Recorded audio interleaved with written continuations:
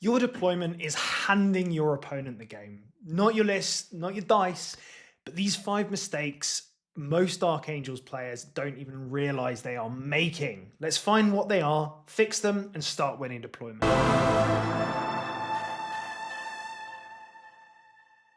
I think one of the most important things that I learned as I transitioned from just like playing 40k to playing it more competitively was that deployment is not just setup. It's so critical, rather than just popping your models on the table and going, cool, now let's shoot each other. Because deployment is the game. And it's so critical that the decisions you make before turn one honestly dictate just about everything that follows. And the number one mistake that I see is that players deploy reactively, watching what their opponent's doing rather than making sure that they are executing their own plan. And the second that I see one of my opponents doing that, it's when I know, okay, cool, I can grab this game by the scruff of the neck and get that W. So proactive deployment is something that I massively drilled into every player I've coached. It's so critical to get right.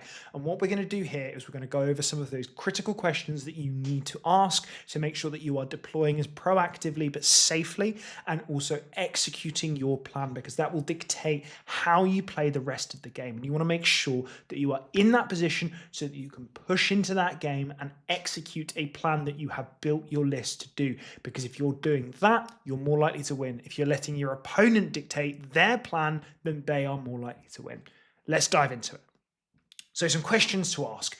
I've got some really good examples on screen, and these are all things that I make sure that I'm doing when I'm having that discussions phase of the game with my opponent. I want to make sure that I understand what their capabilities are, how they can deploy, make sure that I am not reacting to what they're doing, but adjusting any plans to make sure that I'm factoring it in. I want to make sure that even with the units that are kind of reactive, so units that I might use to move block, or scouts where I want to use some scout block, all that kind of stuff, then that's really where I need to understand what my opponent can do. And if I'm going up against something like World Eaters, then I'm like, okay, well, I can deploy in the open then, because you've not really got any guns that threaten me. But you need to know what your opponent's threat ranges are, because even if they do have guns, sometimes you're able to go, cool, well, if I just deploy here in the open, I'm just out of range, where even if you advance that full 6 and you're able to shoot still, you ain't touching me. So those kind of critical things can really help you. So let's run through the list of what units do you have with infiltrate. Now this one is super useful, because you need to know if you want that first drop, and if you take the first drop and put some infiltrators in a key position to allow you to dictate board control. Because if your opponent is looking to gain early board control with infiltrate, you can disrupt that plan by gaining your own board control, all the better. But equally, that will dictate for you how you can make sure that you are planning your own board control, because you'll have units that do it. But if your opponent's going to try and rush you, you do just need to factor that in. And again, that's not looking at it reactively. You are just trying to execute your plan in a slightly different way. Next, which units can scout and how far do they scout? Kind of exactly the same. Do they have any indirect? That is always a fun one. No one likes playing against indirect. Let's hope that 11th absolutely kills it.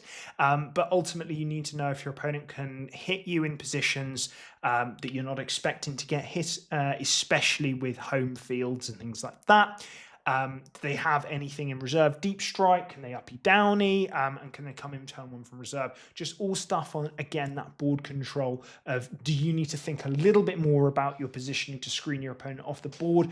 Are you able to kind of just all push forward? Is your opponent all fully on the board, and therefore you don't need to worry about them sneaking into your backfield?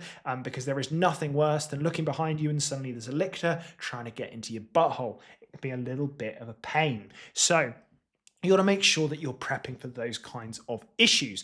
But really critically, what's their maximum and average threat range? You need to factor this in for your deployment, because if you can then get a better advantage by deploying further forward because your opponent literally can't shoot you, all the better. It allows you to be more proactive. Getting as much information from your opponent is so critical. And honestly, talking to your opponent, asking questions is one of the ways that you get better at 40k, because no one can be expected to know all of these rules all of the time. But your opponent being able to just keep telling you what they are and making sure that you're asking the right questions to know how that you can execute your plan is really critical to make sure that you are going to get the best advantage possible. The final one is, do they have any redeploys? Now that is becoming a lot more prevalent because recently Games Workshop have released multiple very strong units with triple redeploy, be that the Masters, the Maelstrom, or the Wardens of Ultramar. They're very, very good. I really like redeploys. I think they're very powerful, very useful. The Deceiver has it too. It had it for a while, but suddenly now it's seeing play because it's relevant again. And redeploys can kind of bait you into a false sense of security, but equally it gives you that opportunity to go, cool, I'm going to kind of ignore a little bit more what you're doing and focus on me and how I'm going to be able to do this. And ultimately, the best way that you can suddenly execute that plan is where your opponent comes to the redeploy and goes, oh, yeah, there's no real point in redeploying. Great, that means you're in their head and that you've already positioned to cause them problems. Scoring. Now, deployment is kind of twofold. It is that setup for scoring. And if you want to learn more about all that kind of early skirmishing and controlling board presence, then definitely watch my video on skirmishing. That will really help. But a lot of the time, you need to make sure that you are planning for the secondaries that you could draw, because in that early game and close to deployment, that is when there is the highest chance of drawing a random secondary, because there's the most cards in the deck available to you. So you want to make sure that you are planning on how you can score the most efficient way possible. Now, obviously, the best way to do that is to make sure that you're on primary objectives. So you want to make sure that something is deployed both safe, but able to get to that expansion efficiently. Ideally, you want a unit that's able to just go straight onto that expansion, not have to advance, because there's a lot of different actions on points that you might want to do. And for the most part, you kind of want that unit to be hidden rather than activating, so that it has more of a chance of surviving. So you don't really want to advance it because you want it to do a cleanse, you want it to do a recover assets, all that kind of stuff. But you need to plan into that. But make sure that you are going to get to that expansion and be safe, because then suddenly you're already forcing a reaction out of your opponent.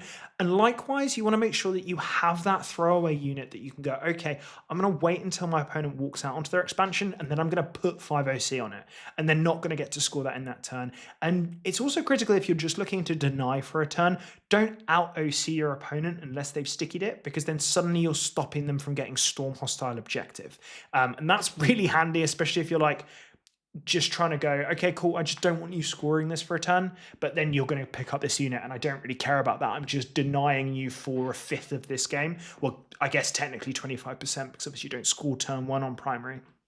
So you just don't want to out OC them. You just want to equal, so that then it's not a you controlled objective, so that when they come out and kill you, because obviously they're going to anyway, they can't then draw storm and go, oh, cool, 4 points for free.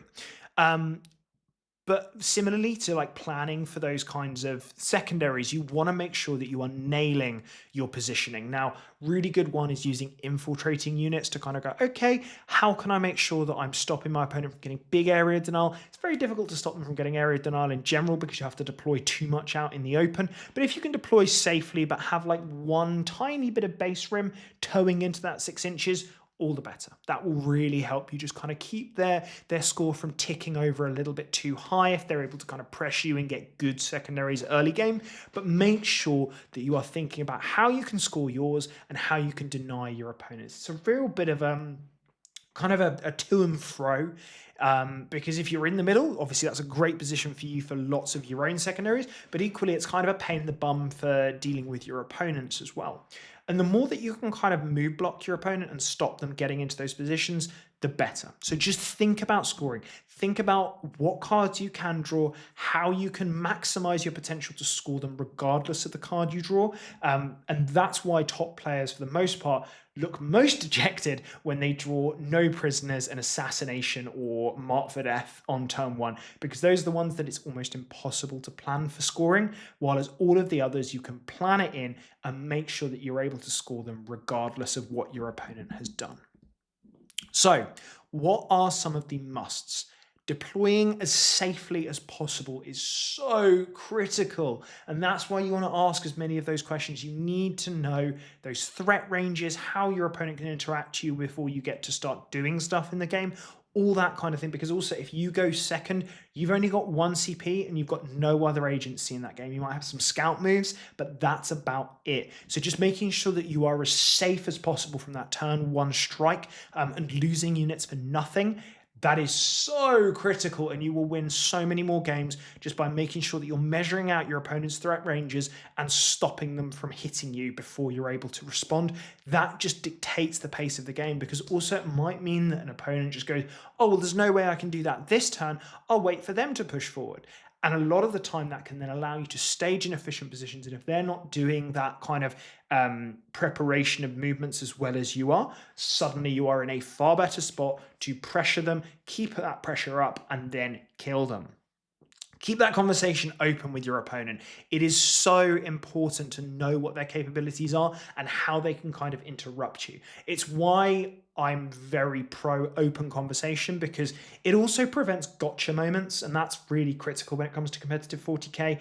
You should never win because you've gotcha'd your opponent. It's just a really crap way of playing. It leaves a bad taste in everyone's mouth, and winning is not as important as making sure that everyone's having a good time in the game. That's really quite critical. But making sure that you know what your opponent's doing and your opponent knows what you can do to make sure you can execute that plan efficiently, that will really help you. Just sort of keep up that conversation. And I know that can be difficult for us as Warhammer players a lot of the time. For the most part, a lot of us are really introverted, all that kind of thing. But the more you can do that, the more that it's going to help you. And to be honest, the more it will help you in life in general.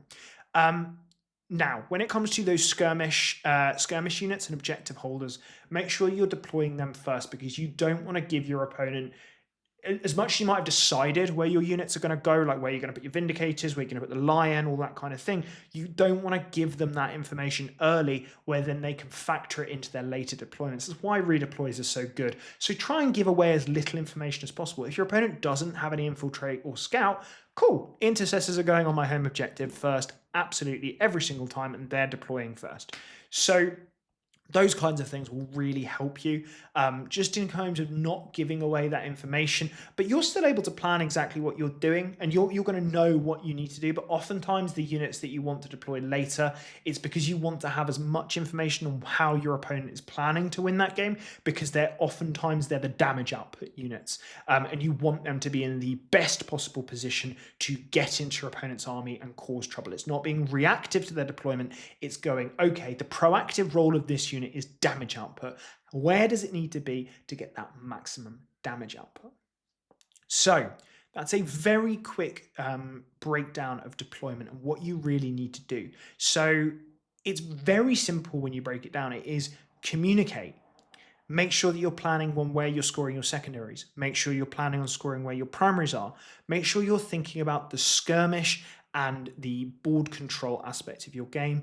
And finally, make sure that you're giving away as little information and gaining as much information from your opponent, with the exception of those gotchas. Make sure you're talking openly with your opponent, especially when they're asking questions. Volunteer that information. It's just good etiquette. So I really hope you've enjoyed this one. It's been hopefully a useful and insightful video. I've quite enjoyed making it, and it gives an insight into part of the game which people seem to really struggle with. Nail your deployment, you're more likely to win those games. If you've enjoyed it, make sure you're giving us a like, subscribing. We do loads more videos like this, so keep looking, keep watching out, interact. It helps me create more content. The more content that I can create, the more I can get over to you guys, because I do really enjoy doing this. And it's great to be able to put more out into the world and help more Dark Angels players. So get stuck in, get involved, get in the Discord, everything like that. But most importantly, stay loyal, brothers, and we will see you in the next one. Thank you so much for watching.